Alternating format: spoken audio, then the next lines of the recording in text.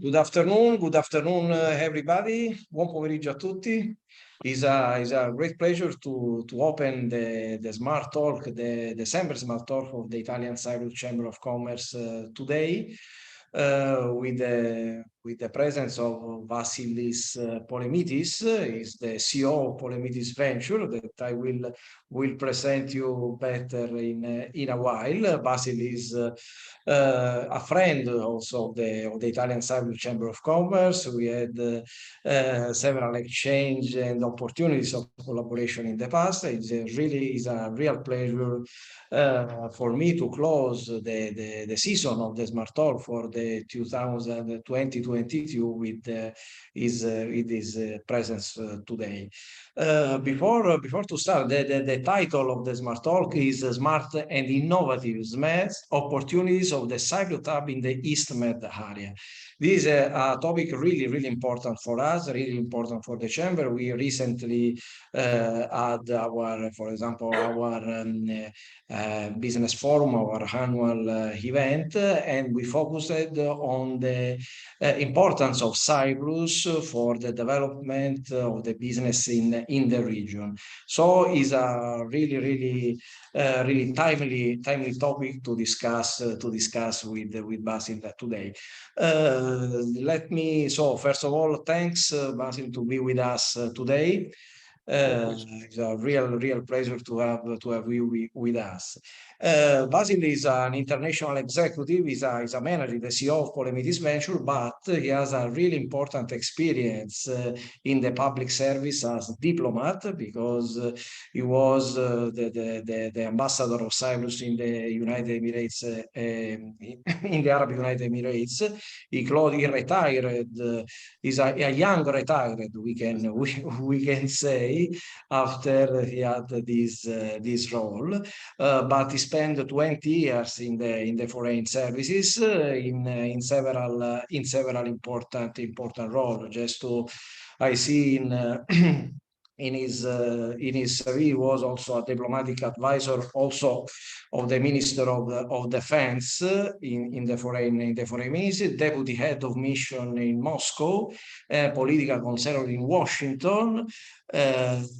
So during the Cyprus president of the Council of the EU, he was president of the counter-terrorism working group in Brussels, served as coordinator and contact point for the UN mission regarding the removal of chemical weapons of Syria in 2012. So it's an important career in the institution.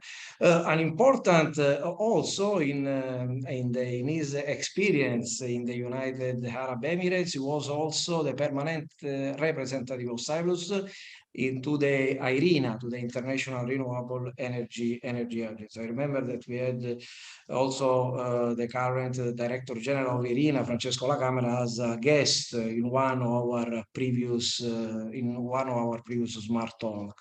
So a really important career. After this important career, Basil started his venture, we can say, as in the private sector, and working as an executive consultant and entrepreneur in the focusing in the private equity, on the smart business. And I would like to open my first question to open this Smart Talk, asking to Basil what is smart and innovative SME? Is the title of the Smart Talk. So please, Basil, give us an overview about what is the meaning of smart and innovative SME, and what is the environment in Cyprus for this kind of company. Please, thank you. Thank you very much, Giuseppe. It's a pleasure indeed, and it's an honor. And I'm very delighted to join you today in this session of Smart Talk. But before I start, let me also congratulate you and the rest of the members of the chamber for the strong commitment to the advancement of our commercial and business relationship. It goes without saying that Cyprus and Italy, both being Mediterranean countries and sharing a very long and strong and rich historical and cultural connection, have been discovering each other quite a lot lately, precisely because of your activities, and I'm very, very happy to also take part in this and to add to what the chamber is doing and what you are doing personally with the rest of the members. The whole idea about a conversation regarding smart small businesses, especially today, Giuseppe, coincides with the announcement by the Research and Innovation Foundation of Cyprus of a new series of funding of 34 million, attempting to strengthen the various programs and initiatives that have already been taken place and running, and in particular in addressing some of the challenges and some of the opportunities happening in this ecosystem. And it goes without saying, of course, again, that I do not speak on behalf of any government or official entity. As you very rightly pointed out, I have retired from the foreign service and from the government, and I also know that you have hosted both the chief scientist and the deputy minister for technology and innovation, both of which are very dedicated and very committed to in driving this process of innovation, of research, of new businesses, and that's precisely the idea around smart and small businesses. Most of these startups are in essence businesses in the making, and if they are not businesses in the making, then they are nothing else but academic research activities. Very important ones, very important in the scientific level, but one of the major challenges facing these smart businesses is the connection to the industry, the connection to the market in more than one ways. And then I could go on a little bit further if you allow me. To give an overview of the environment and of what we are actually looking at when we talk about this type of activity in Cyprus. As you know, and as you probably heard from the chief scientist and from the deputy minister, for the period of 2021 to 2027, Cyprus has earmarked 150 million euros through the Research and Innovation Foundation, financed by EU programs and funds, and the National Resilience and Recovery Plan.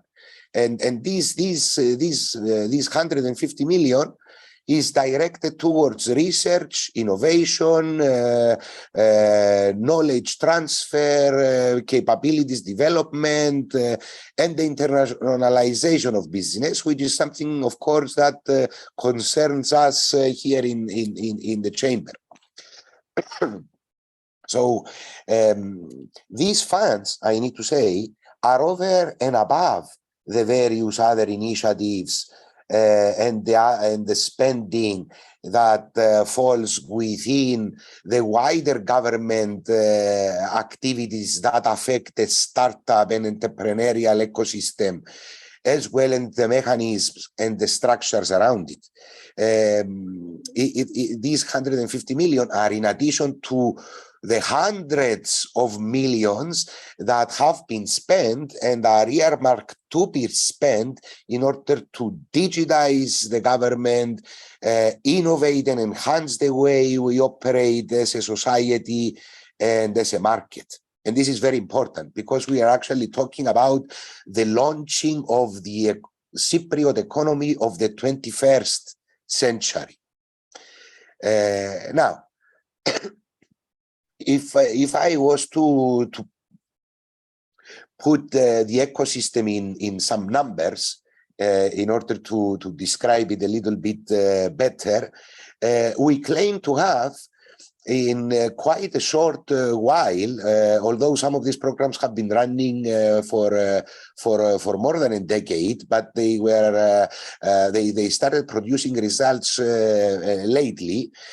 So we can claim to have something like between 400 and 500 startups in Cyprus in different stages of development and operation across many sectors.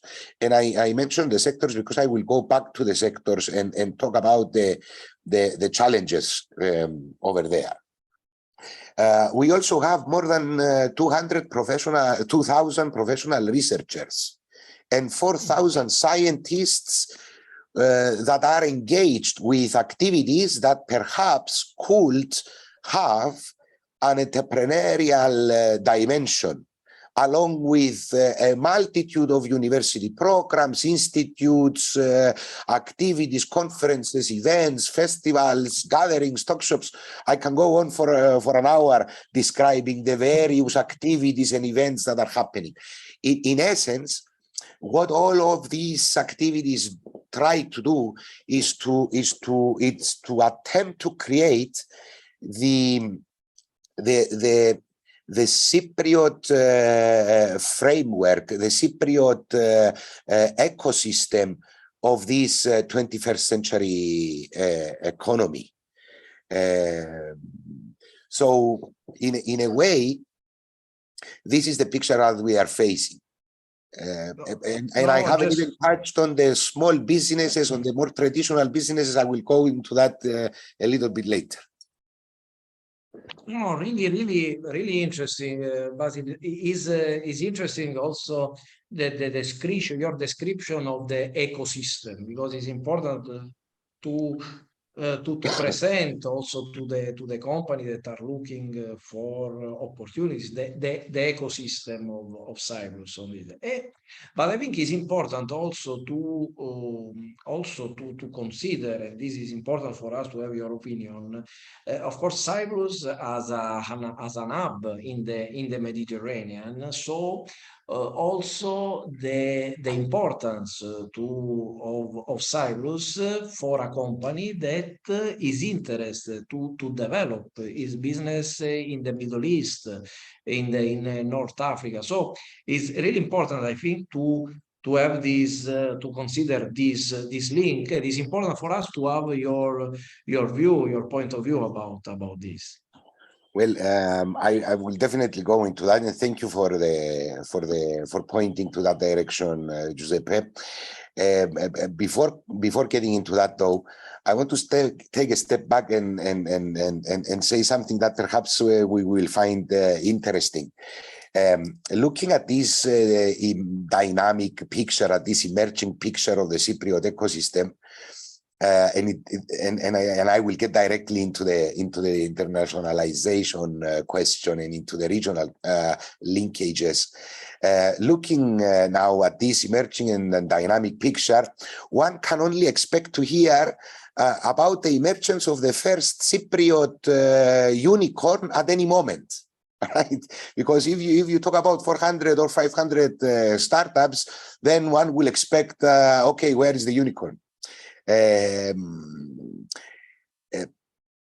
However, to be fair to all of us, before we start talking about unicorns, we should perhaps start talking about horses. And I borrow this phrase from a very good friend of mine, and a very intelligent person, who said that before we create a unicorn, maybe we need to create a horse. A horse is a very real animal. And a unicorn, on the other hand, is an imaginary being and exists only in the fairy tales of my 8-year daughter, in the mind of my 8-year daughter.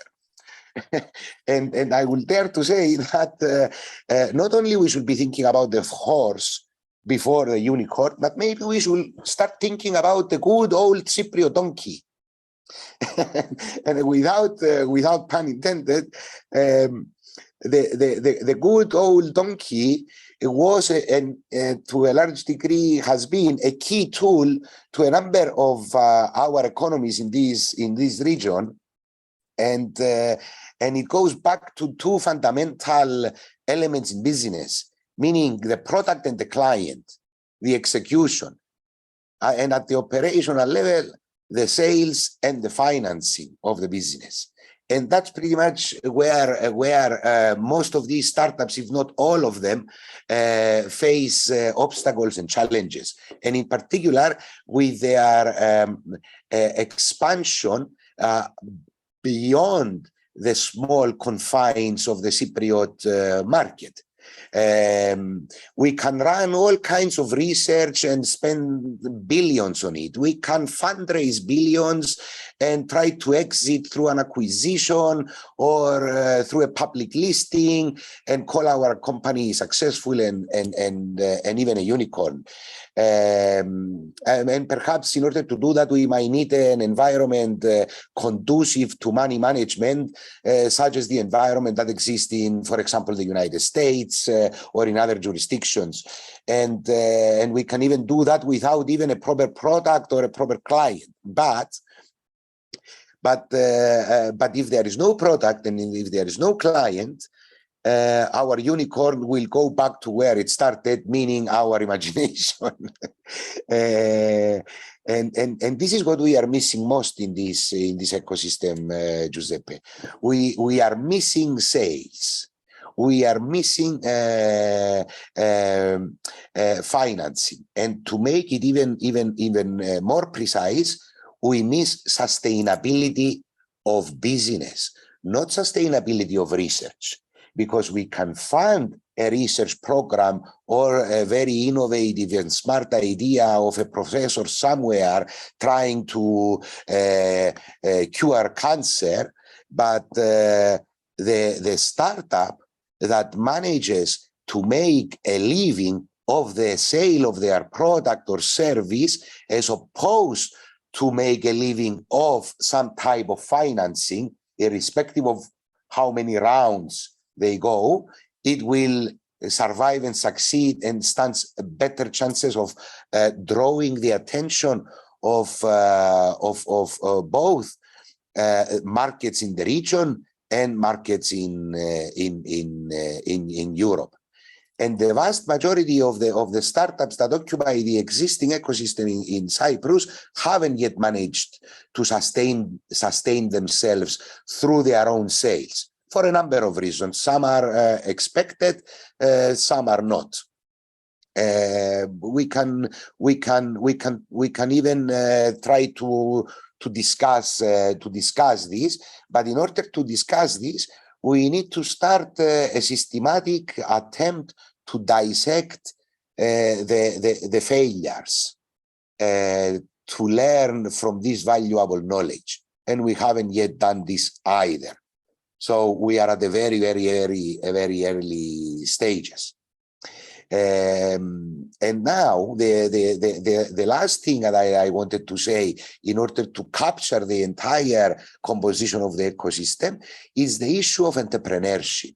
Entrepreneurship is not about accounting or MBAs or sophisticated contracts. It's about building and selling things. It's about tolerance to failure. It's about tolerance to risk. in other words, an issue of culture rather than an issue of business planning and business opportunity.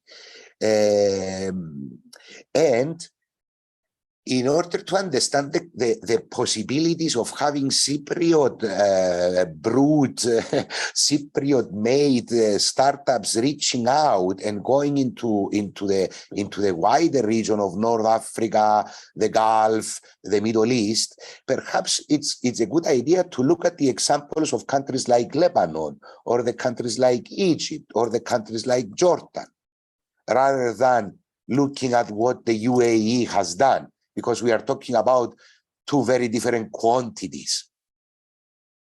So we can see successful entrepreneurs from Lebanon expanding in the wider Middle East, but in areas that are not traditional, that are not necessarily high tech. We might be talking about an entrepreneur that came up with a smart type of restaurant, a more fashionable type of shop, a consultancy of some type, a service-oriented business, that it's doing traditional things in an innovative, smart, and more appealing way, more efficient way, that is. So, and definitely answering problems and meeting clients' expectations. So this is something that we need to consider. No, really interesting. I take from this to ask. I take from this to ask you something. Regarding, for example, the university incubators, accelerators, because it's important also to consider the starting point for a company that is looking to Cyprus, is looking to the area. What is the starting point what could be the starting point for a company? Well, first of all, we need to look at what exists in terms of clustering. We can safely say that, for example, Nicosia is right now the educational capital of Cyprus. It hosts the biggest universities on the islands. It has a dynamic educational environment with dozens of thousands of students attending these universities, both private and public. And along with what is going on at the level of education, these institutions are also engaging in research and innovation. And now the focus is to create the right infrastructure and the right institutional framework that will allow these ideas, these innovations that are coming out of these universities to enter the markets. And the knowledge transfer question is a very, very big and challenging issue, and we have just begun. Because it addresses a number of different areas. It starts from how you use public funding to create an idea that will eventually become a product or a service that will eventually become a business, and who holds what in terms of property rights, intellectual property rights, who gets the funding, who gets what and how, and there is a lot of discussion around that. Also, Giuseppe, it's important to see that we might be having a lot of these researchers, academics within the university setups but we need to see how they are linked with the industry. Because the linkages with the industry are just beginning. So more mature companies, let's say from abroad, like Italian companies or other European companies, or companies from more developed markets in the region, could tap into what is going on and benefit and create partnerships and create mutually beneficial collaborations, and also allow this knowledge that has been created to reach the market faster and in a more complete way, as opposed to having one academic researching on, let's say, a drug, perhaps that will be curing a type of cancer, and be by herself or by himself, along with 3 PhD students or 3 graduate students, all working together in a lab, but missing out the opportunity to get these ideas and these knowledge and these findings in the respective lab of a company that has the ability to bring it to market. And that brings me to this whole point about clustering. These 400, 500 startups that we mentioned, they are scattered across many different sectors. So unless we start having clusters, and unless we start asking the future entrepreneur to focus on certain areas and to focus on certain activities, and to actually incorporate the creation of synergies as an indispensable part of their attempt, we will keep creating hundreds of startups every couple of years, only to see them die out very quickly right after the financing is cut off, meaning the government financing. And the last point, which again is related to your point about the regional connectivity and regional relations, we need to create national champions in order to be able to build a name. And let's face it, and let me be a little bit controversial, Giuseppe. How would you feel if someone came to you and tell you that they created a startup in Syria and they are investigating a new innovative cancer treatment medicine? How about if that startup came from Germany or from Italy or from the Netherlands or from Malta?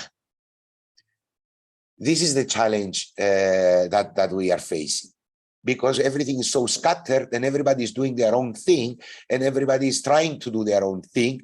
And then it becomes an issue because you don't have the culture. You don't have the Silicon Valley culture. You don't have the biotech culture. You don't have the computer science culture.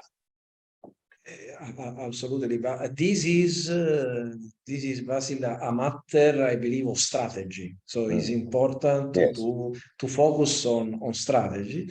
And let me add something that is another question for you regarding the synergy, because we as an Italian-Cypriot Chamber of Commerce, because you are right, say okay, is the situation is now the globalization. There is the globalization also in this when we talk about startup, or when we talk about ideas, and I said, okay, it's a matter of strategy. But regarding when I say strategy, I mean the strategy. First of all, our strategy as because I represent the Italian-Cypriot Chamber of Commerce. So our goal is to promote the cooperation and synergy among Cypriot and Italian companies. So it's important to focus on this. So our members consider that are Italian companies interested in develop business in Cyprus and in the area.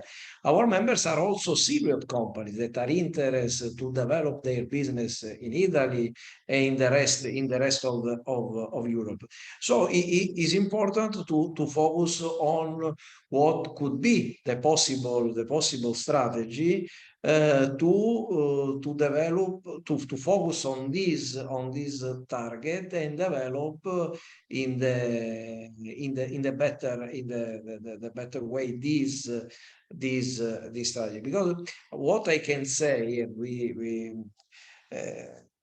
what I can say that we already have several startups that are seriously looking to develop the business in the area. We got some inquiry also from Cyprus of startups that are looking for funding, that are looking for also support, also technology support or other. So it's important to focus on this, and I think could be really this. This synergy could be really successful. So this is what I think. Please give us your view on this, because it is important, Vasilis, and just to complete my question also, your experience as advisor regarding this specific matter. Well, you said it very correctly. Creating synergies is of paramount importance, and in order to create synergies, both ends have to understand what they can do for each other. And although it sounds very simple, it is not when it is attempted to be executed. A Cypriot startup is looking for funding everywhere, but what do they bring on the table, and how much are they willing to relinquish? And I will give you a practical example.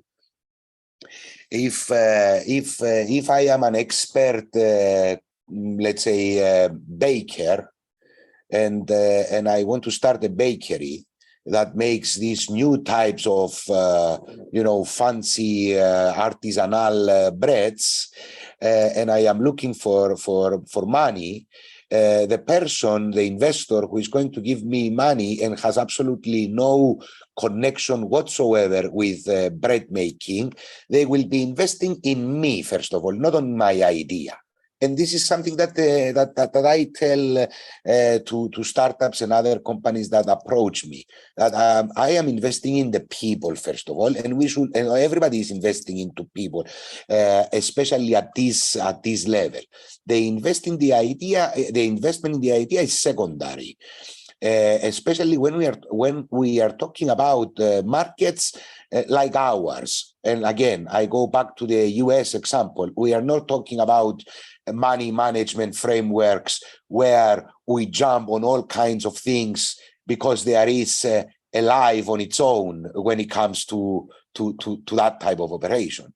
We are actually talking about small businesses, and to make it even better, let's say someone is coming up with an app that connects, I don't know, theater reservations with clients, and they are asking for funding.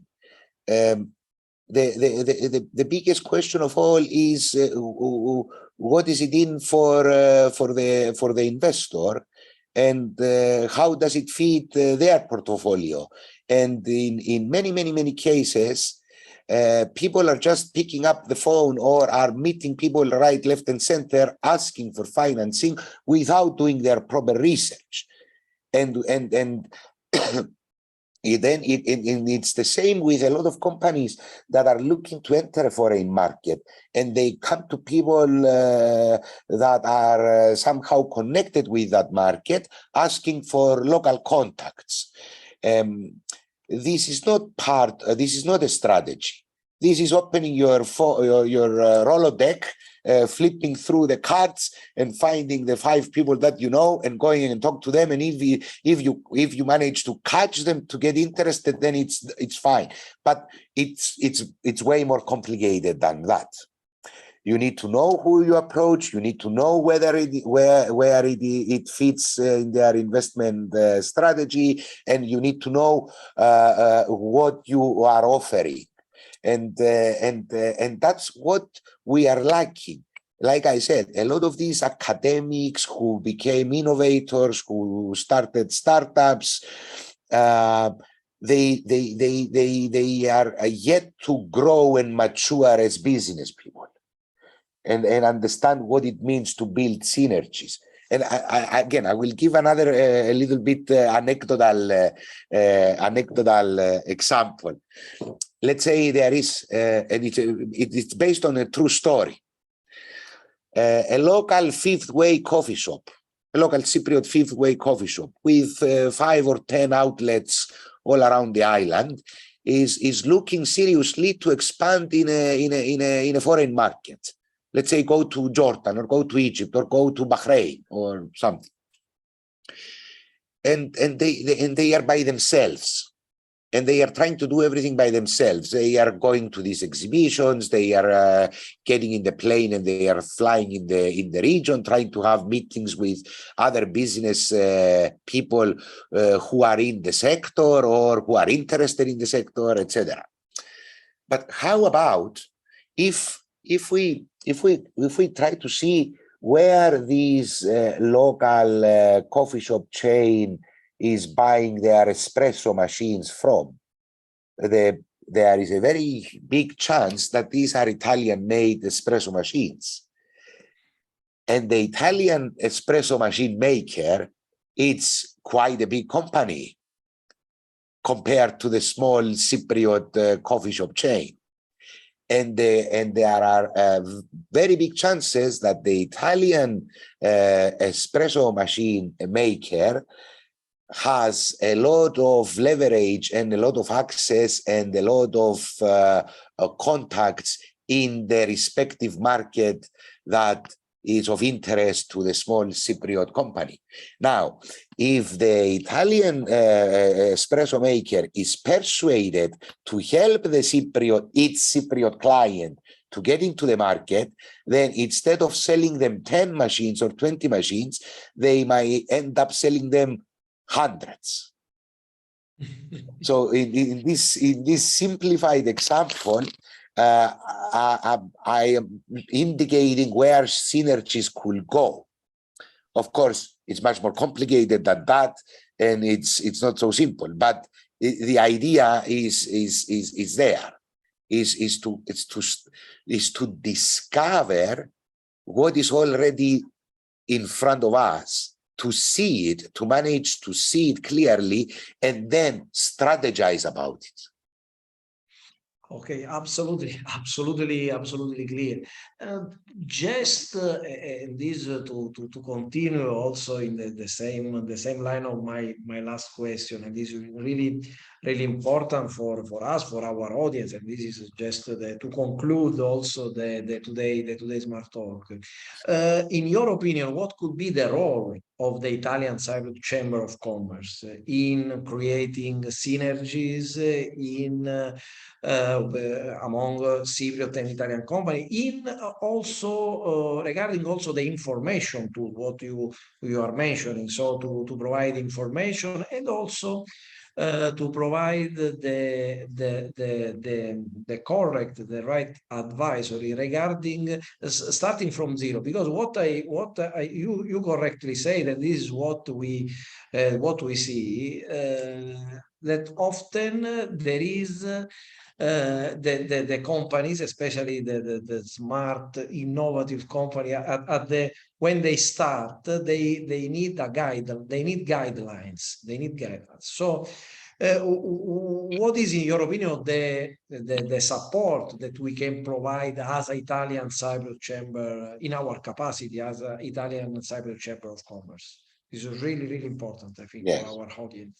Yes, mentorship. Number one, mentorship, Giuseppe. The more mature and more, let's say, developed Italian companies that might be interested in what is going on across different business sectors in the SME category, in the smart SME category, whether we are talking about smart, whether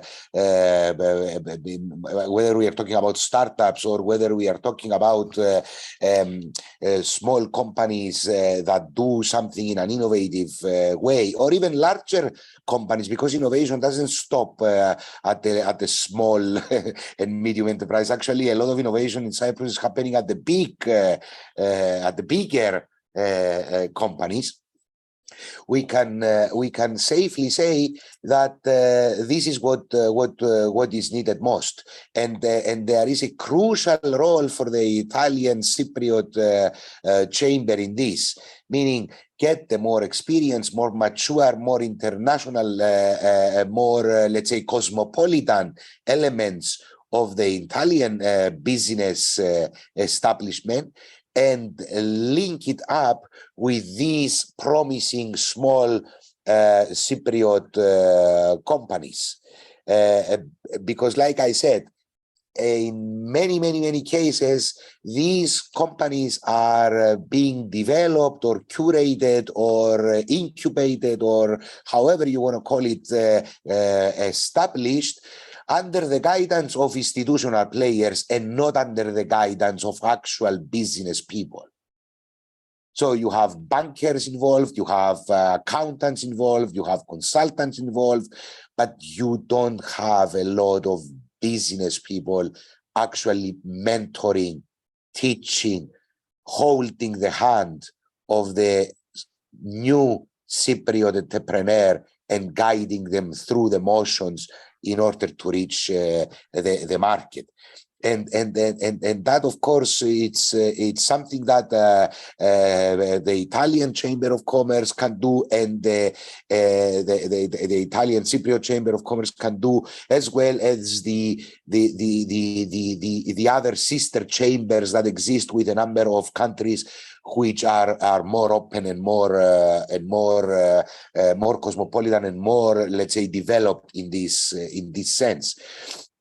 And something from my past experience in the foreign service, especially when I was dealing with economic relations, which is again very interesting, is the requirement now from many of the countries of our region to actually be pointed to a direction that goes beyond the localized operations of a small Cypriot company. Because let's face it, the Cypriot market, the Cypriot local market is tiny. So the advantages are not that many, but the connection between the Cypriot market with the Italian market and with the Emirati market and with the Egyptian market and with the Jordanian market, it is what will drive the interest. And again, one very last point, when we talk about internationalizing the companies, we should truly mean it. Not regionalize, but internationalize. Leverage all these connections and expand and talk and engage with Western Europe, with the United States, with Asia, because like you said, the globalization is facing a challenge, and we should do our best to overcome this challenge and reinforce the networks that make a true global player, and that is, of course, being local and also being global. Absolutely, no, but this is really interesting. This is what we are trying to do, what we are focused on. So Really important this point. And what you said regarding mentorship, I think is the key point. Is really important in this because we have a really interesting environment, but is an always more complex environment, also in terms of business development. So it's really important that to have a support to take the right decision, and also it's important from the beginning to start in the correct way. So, but really thank you again for this contribution today. I think we can start the next the 2023 with several we will start with several projects as always, but this 2023 I see really interesting opportunities, because after we had the past few years really complex, also for the pandemic, the situation now. I think is really the right time to develop and to start and develop with some projects also that for many reasons in the previous year were in standby. So I think this is the right time to start. And is important to start in the right way. So thank you again, Vasil, for your contribution to the Smart Talk. This is also the last event of the last activity of the chamber before the end of the year. We'll have the last week the issuance of our monthly newsletter. We'll have the tender bulletin as usual, but this is the last activity when we had an interaction. We will start again in January. So I take the occasion to extend my wishes to you, Vasil, first of all, but to all the participants for Christmas and for the new year's Eve. So thank you again, and thank you very much. A nice evening to all. Okay, thank you very much, Giuseppe. Thank you, everyone. It was a pleasure. Thank you. Bye bye.